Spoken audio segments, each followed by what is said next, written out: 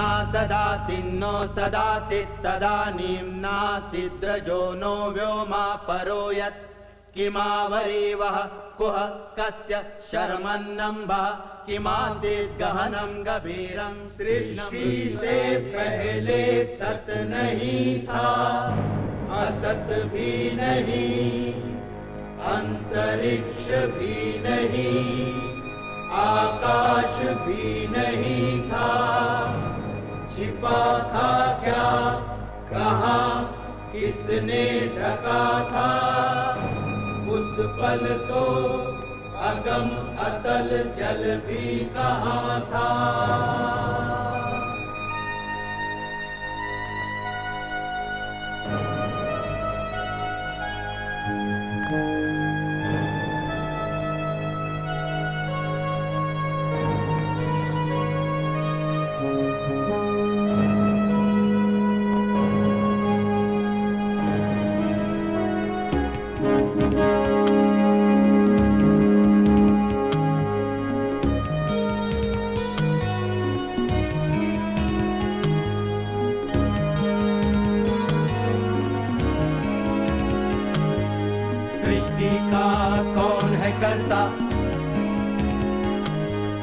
करता है वा अकर्ता।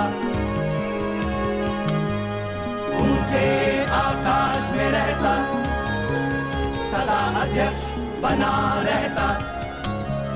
वही सचमुच में जानता या नहीं भी जानता है, किसी को नहीं पता, नहीं पता, नहीं है पता, नहीं है पता।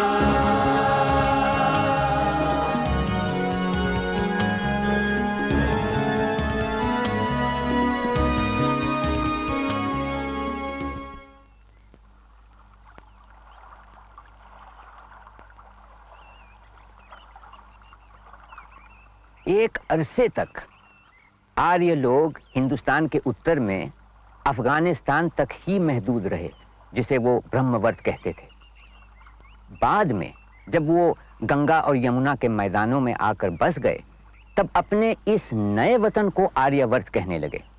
पुराने जमाने की तमाम तहजीबों की तरह आर्य भी नदियों के किनारे ही आकर बसे। विदेख माधव चला अग्नि वैश्वानर को जब मुख में लेकर चला जलाता सरस्वती के पूर्वी तट के सभी चराचर भस्म वनस्पति प्राणी जगत भी सूखी सरिता रही रेत भर बहती रही सदा नीराही। उत्तर में हिम पर्वत ऊपर नहीं बढ़ सके थे ब्राह्मण भी उस नदिया को कभी पार कर फैला हुआ सदा नीरा के पूर्वी तट पर गहरा दलदल। स्वाद नहीं अब तक खा पाया वैश्वानर ने धरती ऊसर।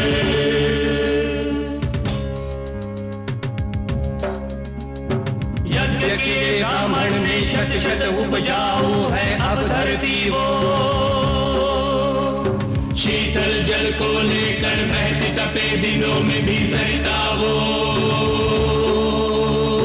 पूर्व दिशा में रहता माधव अग्निदेव की अनुमति लेकर। कौशल और विदेह देश की सीमा बनती सरिता बहकर।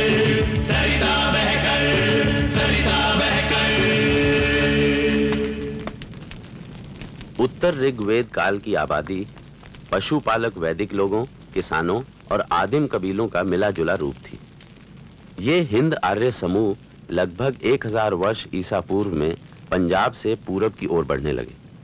ये लोग मूल वैदिक लोगों से पूरी तरह भिन्न थे। इस दौर की विशेषता थी लोहे का इस्तेमाल। शुरू में लोहे के हथियार ही बनते थे, धीरे धीरे औजार भी बनने शुरू हुए।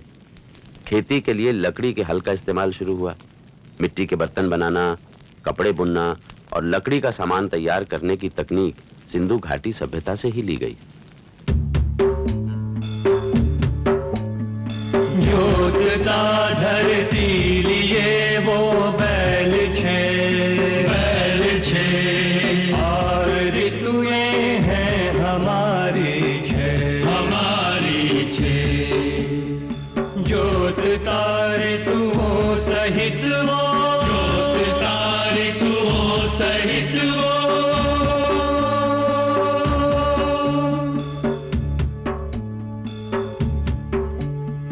जोतता है बैल ले बारह जोतता है वर्ष के संग वो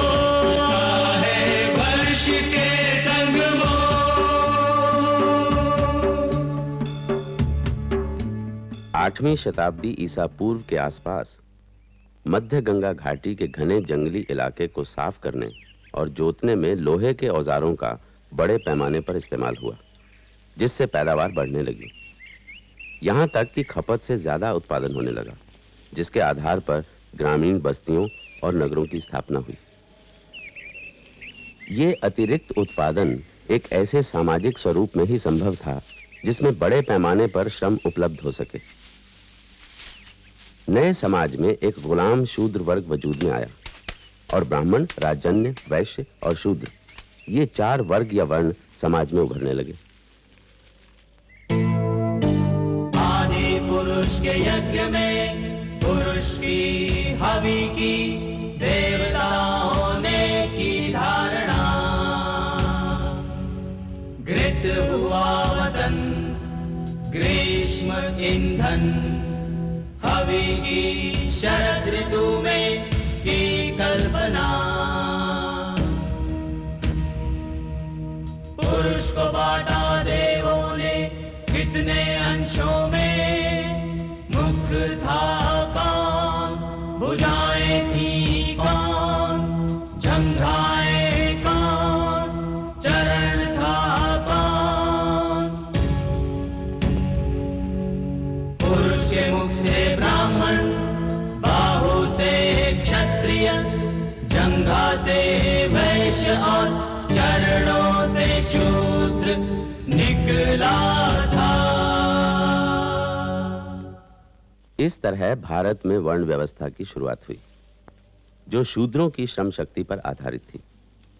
उसी दौर में यूनान और मिस्र में दास प्रथा का विकास हुआ, मगर शूद्रों को यूनानी गुलामों पर होने वाले अत्याचार का सामना नहीं करना पड़ा।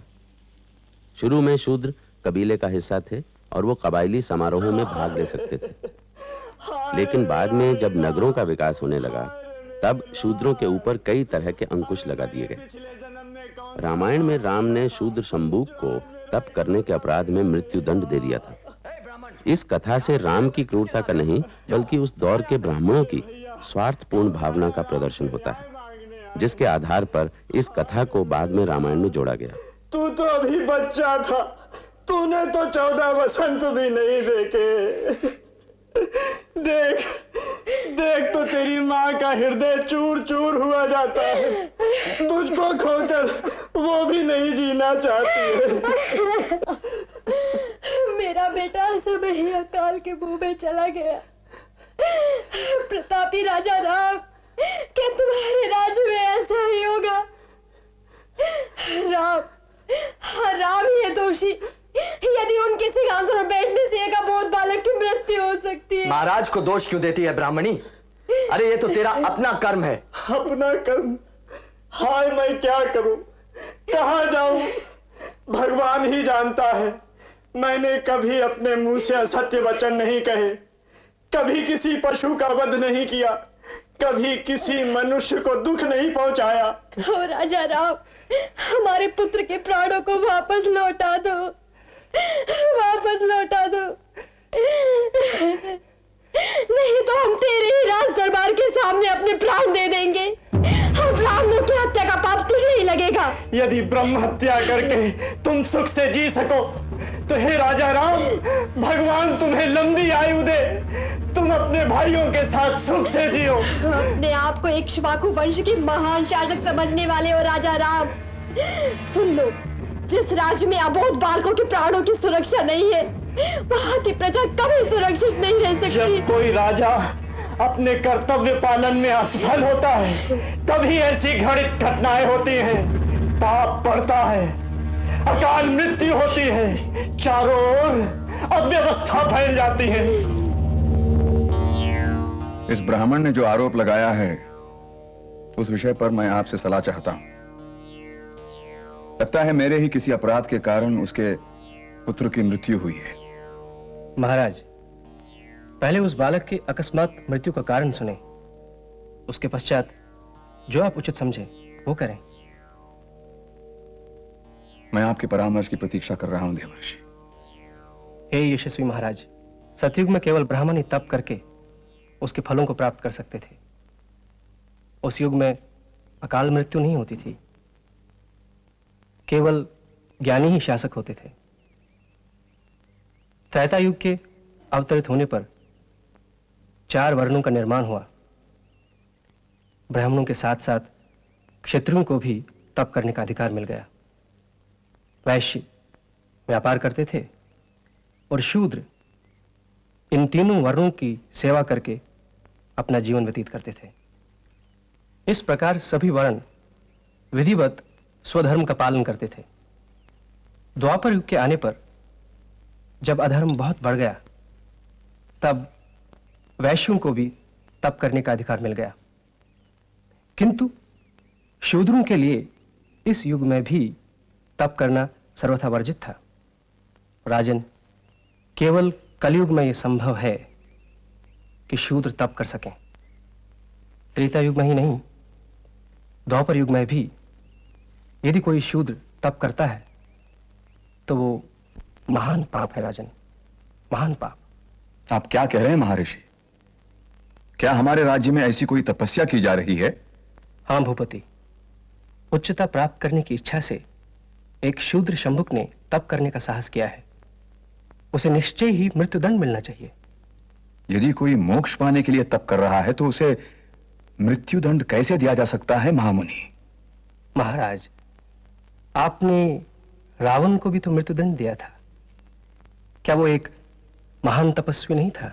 हाँ, किंतु वो एक महापापी भी तो था। फिर भी वो एक ब्राह्मण था और ये तो एक शूद्र है, और इसका इस युग में तप करना ही उसके मृत्युदंड का एक बहुत बड़ा कारण है। महाराज,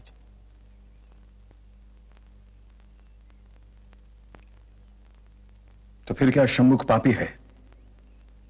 महाराज, यदि राजा शूद्र को दंड नहीं दे सकता तो उसे अवश्य नरकलोक मिलता है। धर्म की पुनर्प्रतिष्ठा कीजिए महाराज, अपनी प्रजा को दीर्घ आयु दीजिए। इस ब्राह्मण बालक को पुनः जन्म प्राप्त करने दीजिए महाराज।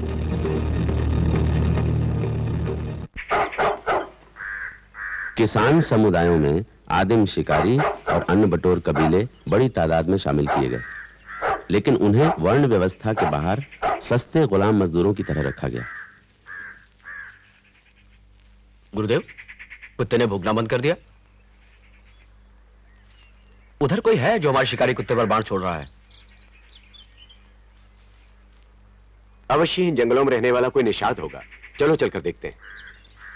सबसे पहले की अछूत जातियों में थे 2 शिकारी कबीले, चांडाल और निषाद। महाभारत की एकलव्य की कहानी में उत्तर वैदिक काल में ऐसे कबीलों के प्रति व्याप्त रवैये की झलक मिलती है।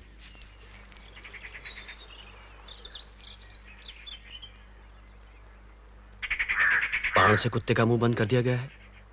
धनुर्विद्या का ऐसा चमत्कार ऐसा कौन कर सकता है? चलो आगे चलकर देखते हैं। कौन हो तुम? इस राजवन में आखेट करने का तुमने साहस कैसे किया?